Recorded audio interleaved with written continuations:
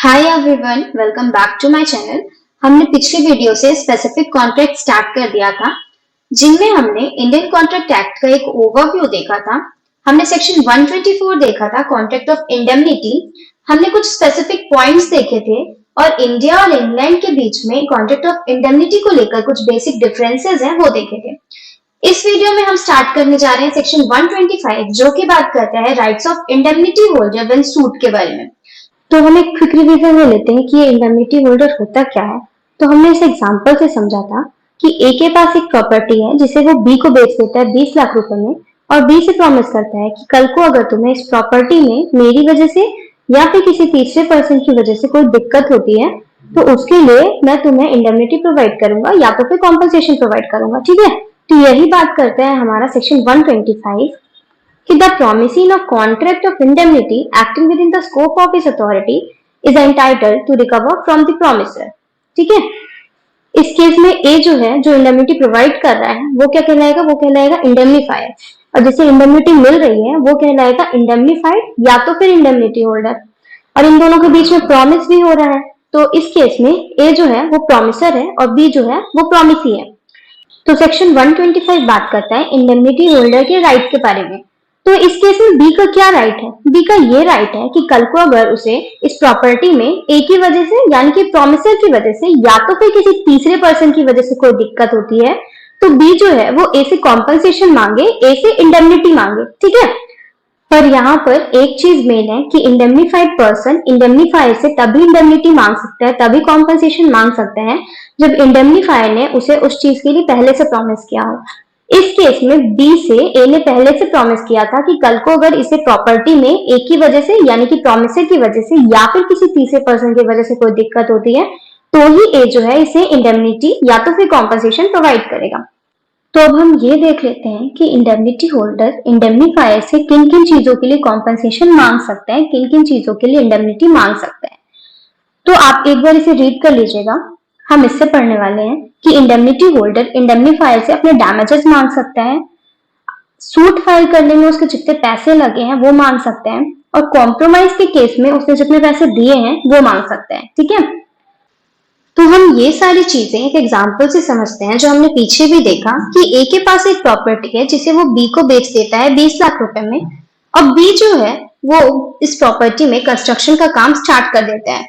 अब इसी बीच एक सी नाम का इंसान आता है और बी के अगेंस्ट एक सूट फाइल कर देता है कि ये प्रॉपर्टी बी की नहीं है, ये प्रॉपर्टी मेरी है। और कोर्ट में ये तय भी हो जाता है कि ये प्रॉपर्टी बी की नहीं है, ये प्रॉपर्टी सी की है।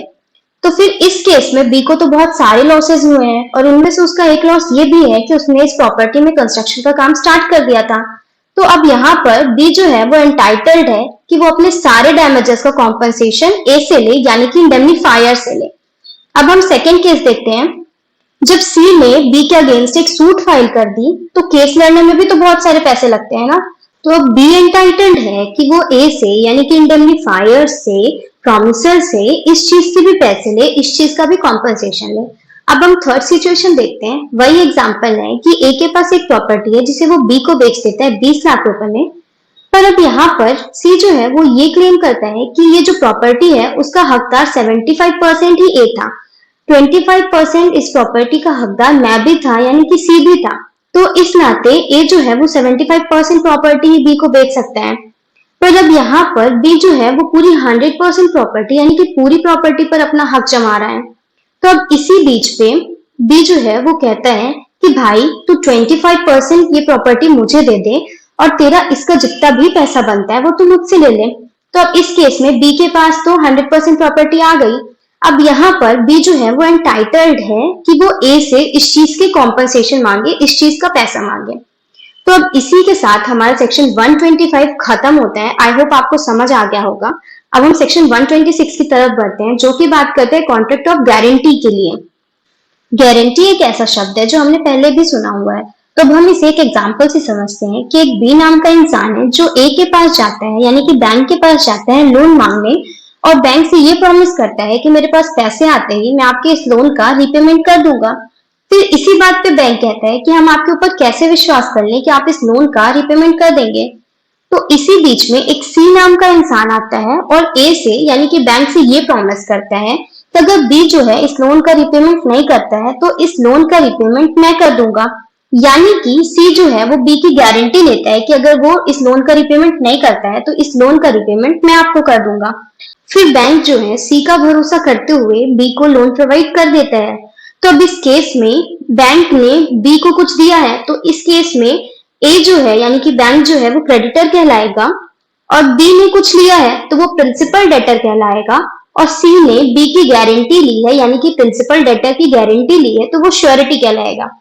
तो कॉन्ट्रैक्ट ऑफ गारंटी में हमारे पास तीन पार्टीज होती हैं, क्रेडिटर जो कुछ देता है, प्रिंसिपल डेटर जो वो चीज लेता है, और श्योरिटी जो प्रिंसिपल डेटर की गारंटी लेता है। ठीक है, ये चीज हमारी यहाँ पे खत्म होती है। तो अब हम इसी में आगे बढ़ते हैं कि गारंटी जो है वो या तो ओरल हो सकती है या तो रिटर्न हो सकती है, कोई स्पेसिफिक नहीं है, या तो ओरल या तो रिटर्न।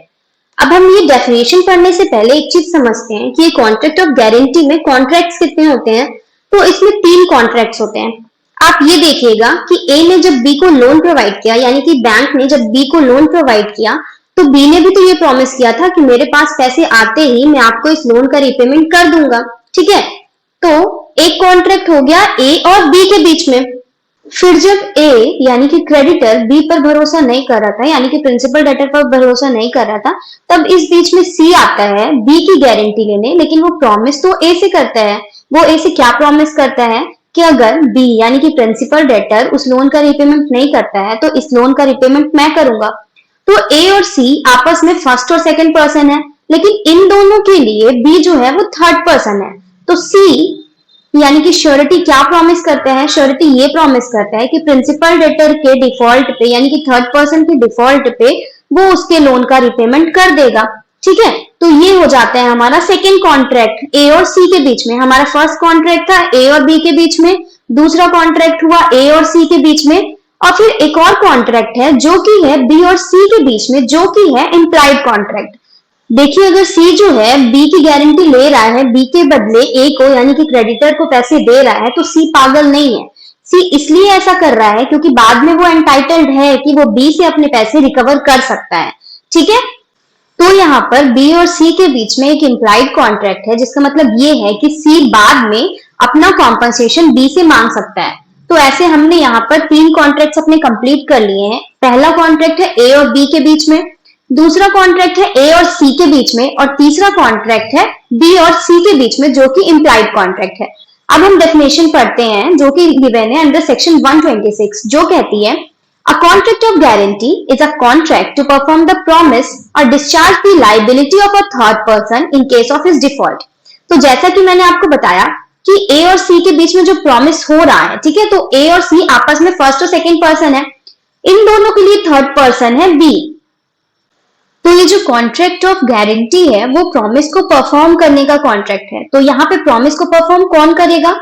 तो सी ने ए से यानी कि श्योरिटी ने क्रेडिटर से ये प्रॉमिस किया था कि थर्ड पर्सन के डिफॉल्ट पे यानी कि प्रिंसिपल डेटर के डिफॉल्ट पे सी जो है उसका लोन का रिपेमेंट करेगा, यानी कि श्योरिटी जो है वो क्रेडिटर के लोन का रिपेमेंट करेगा। तो यही बात करता है हमारा सेक्शन 126 कॉन्ट्रैक्ट ऑफ गारंटी। अब हम इससे आगे बढ़ते हैं। हमें कॉन्ट्रैक्ट ऑफ गारंटी में बहुत सारी चीजें पढ़नी है। आई होप आपको ये समझ आ रहा होगा। अगर आपको कोई क्वेरी रह जाता है तो आप प्लीज कमेंट करके जरूर बताएं। अब हम ये देखते हैं कि इस कॉन्ट्रैक्ट ऑफ गारंटी का ऑब्जेक्ट क्या है। तो इसका ऑब्जेक्ट सिर्फ इतना सा है कि ये एडिशनल सिक्योरिटी प्रोवाइड करता है क्रेडिटर को प्रॉमिस के फॉर्म में, जो कि करता है श्योरिटी कि अगर प्रिंसिपल डेटर कोई काम करने से फेल हो जाता है, किसी काम पे डिफॉल्ट कर देता है, तो उस काम को फुलफिल करेगा हमारा श्योरिटी। सिर्फ इतना सा ऑब्जेक्ट है हमारे कॉन्ट्रैक्ट ऑफ गारंटी का। तो थैंक यू सो मच। आज के लिए बस इतना ही। अगर आपको वीडियो हेल्पफुल लगा हो, आपको कुछ समझ आया हो, तो लाइक करना, शेयर करना और सब्सक्राइब करना ना भूलें। अगर आपकी कोई क्वेरी रह जाती है तो उसे कमेंट करना भी ना भूलें। Bye bye.